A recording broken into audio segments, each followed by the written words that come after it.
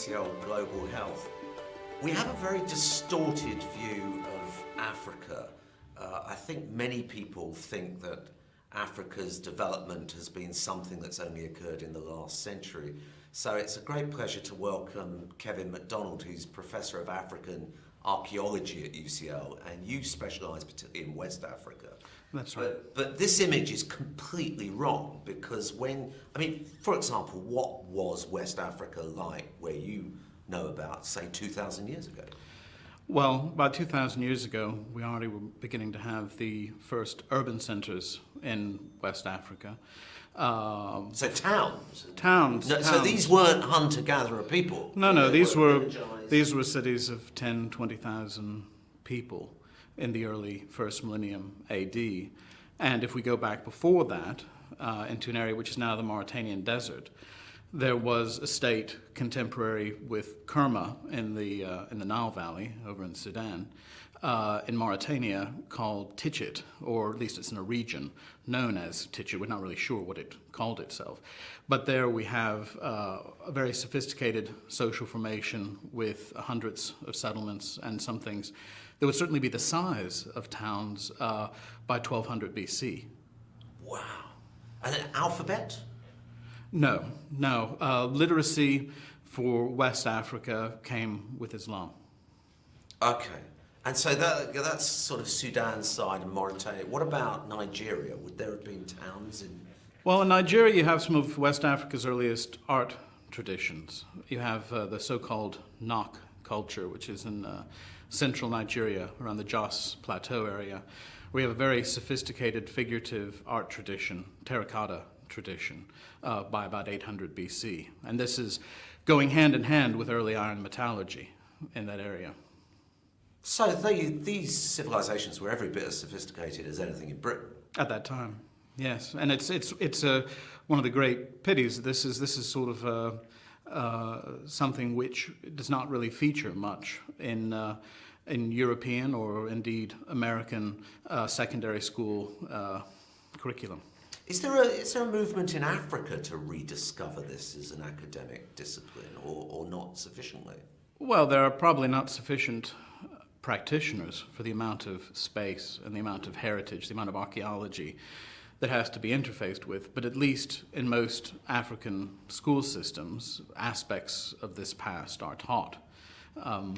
But again, not so much. So if you come up to the Middle Ages or the pre-industrial era, do you go up, do you study? I work right up until the 19th century, so yes. So at that time, before the colonial invasion of Africa, where we think history began, there were sophisticated governance structures, there were towns, there was art, there was ceramics, there was... technology, outstanding metalworking. Yeah, there was all of that. And I think perhaps the European land grab for Africa in the 19th century came at the wrong time for Africa. A few centuries before, when Africa was at the height of its own internal empires, I would think that at that point any European attempt to control Africa would have been repulsed. So the great colonial scramble for Africa happened at a time where a number of factors, including the Atlantic slave trade and also trans-Saharan interventions, had broken down the older African empires, which more or less extended from Lake Chad to the Senegalese coast, say around 1300 AD or 1400 AD.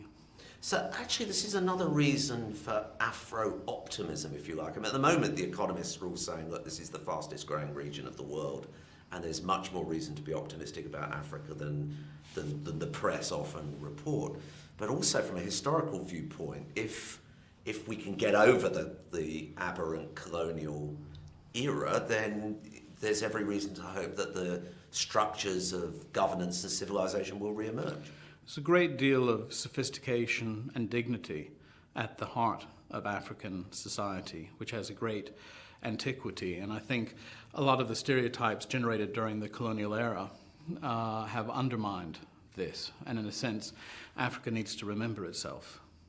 So just tell me a little bit about archaeological methods and the way archaeology has changed, say, in the time you've been doing it, which is about 2 decades? Well, for one thing, remote sensing is helping us a great deal, satellite imagery and so forth, for mapping out the distribution of settlements, for assisting us in survey, because after all, this is an absolutely vast area. And although we've been working very hard since the 1960s to catalog Africa's heritage, we probably have an idea of probably less than 50% of what's actually out there. There's a small number of African and foreign archaeologists working, and it takes a great deal of time to document all of this. But in terms of changes more broadly within the discipline, African archaeology has moved progressively from being more prehistoric in terms of the demography of its practitioners to working more and more on historic periods and occupying terrain which has been emptied by a shrinkage in pre-colonial African history as a discipline, and for that matter, in historical anthropology. So archaeologists have had to become their own historians, their own anthropologists, and we're progressively working on more recent periods, what might be considered African historical archaeologies, the past, say, 500 years. So you've moved into the space that used to be filled by historians? That's right, and we're doing the same sort of work. We're doing work Are on you competing, or is it that the historians aren't There doing are it? only a few left in the UK, so we are the place where one would come to study pre-colonial African history now, I would think. In terms of the group of permanently employed African archaeologists in the UK, most of us are what might be termed historical archaeologists here at UCL and other universities, and we do the same sort of work that historians had previously been doing, including collecting oral histories, being more deeply embedded in local communities, and also being led to an extent by community concerns. But my final question, this raises some really interesting issues, because everyone says you should always learn from history, and if archaeologists have moved into the void that used to be occupied by history, we've got to learn from you guys. What do you think we've got to learn in development and the kind of attitudes that we have towards Africa and towards development? What can we learn from archaeology? Are we making some huge mistakes? Yes, I mean, there are some gaffes which have been committed by European politicians, by UN officials who have a fundamental misunderstanding of the African past. Famously, Nicolas Sarkozy came to Senegal a few years ago and talked about Africa as being this timeless, undeveloped place, which is a complete nonsense.